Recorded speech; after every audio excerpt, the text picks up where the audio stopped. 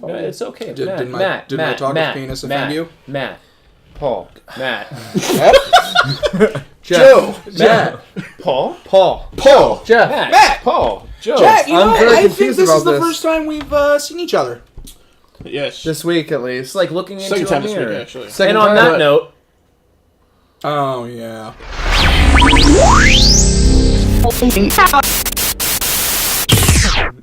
welcome to Nerd. And on that note, what are we And on talking that about? note, again. And with that said, welcome to Nerdentials, your weekly source of the nerdy essentials.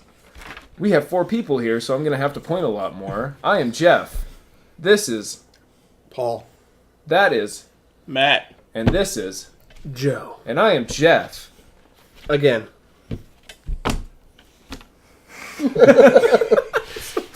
Hey guys. So we're going to talk about TV. All right. The TVs. A little We're bit. going to talk. We're going to do the TV TVs talk. of the talking. Okay. So, Talking of the TVs. Now, we told you guys about a little show called Powerless that was coming to NBC last week. Yeah, on Thursday, it came out. We watched it. We did. It's true. And I'm going to let you two give your little review first. And I will see what you say. I will see what you say, and I will raise you what I say. So, Kind of put me on the spot over here. What do you... Oh, I thought Guys. we were all prepared. no. It's okay. It's not okay. Don't Guys, tell me Powerless? it's okay. Powerless. Powerless was actually pretty hilarious. Not gonna lie. I'm gonna bring one thing up real quick prior to me going off on this little tangent. Little tangent. So, he needs his nerd card revoked. Just for the simple fact that he couldn't figure out that Adam West, a.k.a. Batman, was the narrator. What the? Are you fucking kidding me? No! Right? guys, defense, real quick. Have you watched Family Guy? Oh! Yeah, you have no defense. I'm sorry. No, I love okay, him. Hold on, real hold quick, on. can I Okay, have my okay, defense real quick? you will Real quick. before we get out Before the you guillotine. attack. Let's try that. Let's see what you have to My say. only defense is I went into the show just taking it in at face value, and I didn't analyze who was in it. I knew who was in it based on the faces.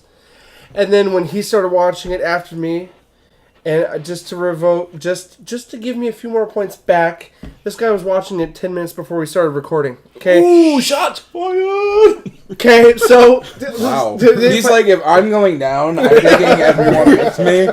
Yes. And you know what? And Paul, you haven't watched it at all. we did watch it. Nerd card may have been revoked on a small detail. However, I did. I won't take it from him. It's No, okay. You can keep it. Thank you. Vanessa Hudgens, I think it was actually a really good actress for this. Outside from the whole, High School Musical stuff, where she was playing whatever and doing... A high schooler. Which, by the way, I did like those movies. That's probably going to take my nerd card away. She did a really good job in the show, I think. And, Quirky, funny. yeah, and... Kind of a departure from her normal roles that I can't she's even think picked of the in. guy's name.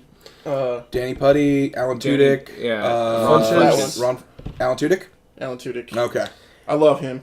Yes. Like, he played his character basically, like, to a T. Anyways. Summarizing Joe. overall feelings, yeah. I You like liked it. it and you're hopeful. Yeah? I give it an 8.5. Out of... 10. Okay. Out of 10. Out of 90. No, Oh, wow. Wow. Anyway, guys, out of my short and sweet response to the pilot is I'm hopeful. Vanessa Hudgens was quirky and funny and a departure from her normal roles. Alan Tudyk, snarky and sarcastic as ever. And I pick one line, one of my favorite lines out of the whole episode. It's supervillains wanting to destroy the Earth and superheroes fighting one another for vaguely defined reasons. And he says it so casually, and I think it's a beautiful jab at DC and the fact that Warner Brothers and DC are allowing this kind of comedy to enter into a sitcom stylized series. I'm very excited for, and I hope good things for it. You guys, your thoughts? Okay, so for me, it's it has potential. The pilot felt like it was going way too quickly for what they were trying to cover, and it felt very, very sitcom-y. That's really the only thing that I had going wrong for it. Like, the comedy was there. Ron Funches and Danny Pudi were on point. Same with Alan Tudyk. Alan Tudyk was great through this whole thing. Also, there was a small cameo from Alton Brown in there. I saw that. Yeah. And that made me very happy. Made me happy, and I just heard it. Oh. I know. Oh my god. But you feel they're going. That's the direction they're going for, though. Now the thing is if people felt weird about this, is the pilot. The pilot is filmed way before even the rest of the series is greenlit to be filmed.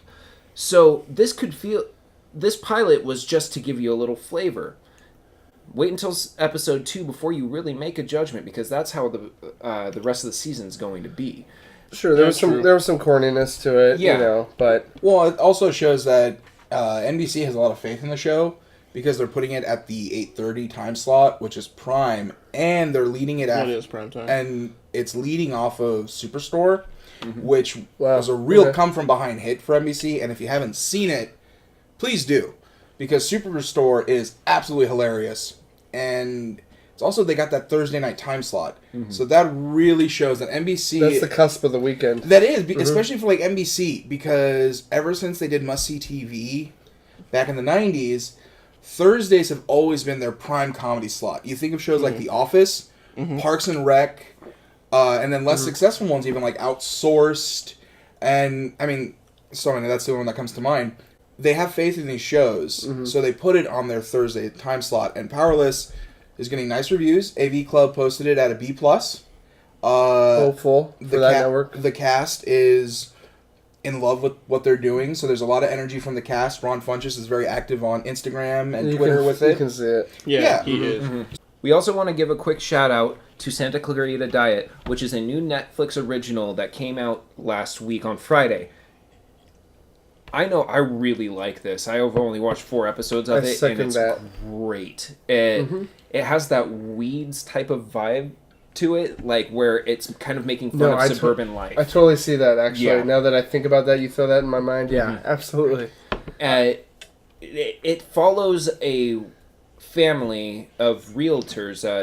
Timothy Oliphant and Drew Barrymore are a married couple that are realtors. They're showing a house, and Drew Barrymore just starts puking out her guts. Profusely. So much. All over the place. It's like, what? Okay, just on that, I want to see this. Yes. I know. Timothy Oliphant's still trying to show the house everywhere. and you just hear this, like, after he says something, it's like, oh man, I really like that crown molding. And then right on camera in the front, it pans out to all 4 of them, the guests that are looking at the home, the lady showing it off, and the 2 realtors, and then Drew Barrymore right in the center, like projectile vomit. Yeah, it's hilarious. But let's lead into why. Go on. She dies right there, and then as we learn in the pilot, it's not a spoiler. Okay. Yeah, it's not a spoiler. Yeah. And then she comes back. I think I get it. And she's the next morning. The next morning she wakes up. No, not even the next morning. Not even after 5 she minutes recovers after from the puke session, right? She's like, I don't feel my heart. And that's the premise of the whole show. Yeah. What? So she's a zombie. She ends up having to. She first eats. She has to eat raw flesh. She starts eating raw meat out of the fridge.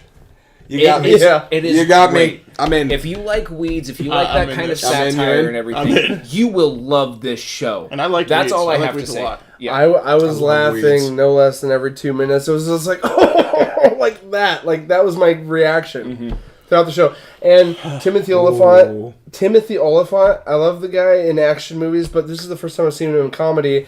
And just his one-liners and his I'm trying to maintain things through this craziness makes me laugh from the beginning of the show to the end of the episode. Of episode 1, just the pilot. Oh, man. Okay. You guys have sold me. On my next day off, Santa Clarita Diet is going on the binge list. This guy already started binging. I can't remember who Timothy... Oliphant, he did Hitman and... he was the villain in Live Free or Die Hard. Okay. Yeah. He's... So he's... Yeah, okay.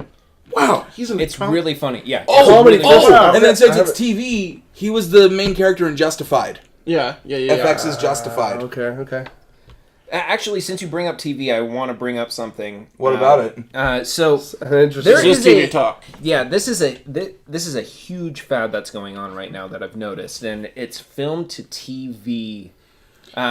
Basically, what I mean with that is that they're trying to take good movies that or not, not even so good movies. I think that almost a lot of these had a following at the beginning. Sure, a lot of the early ones. All of the films had a following for some reason. What do we got here? What are we talking about? So, what I've noticed in the last few years, we've had a few TV series that have come from film that were based off of a movie. We've got Fargo, which is still going, and it's doing really well for itself. Critics love it.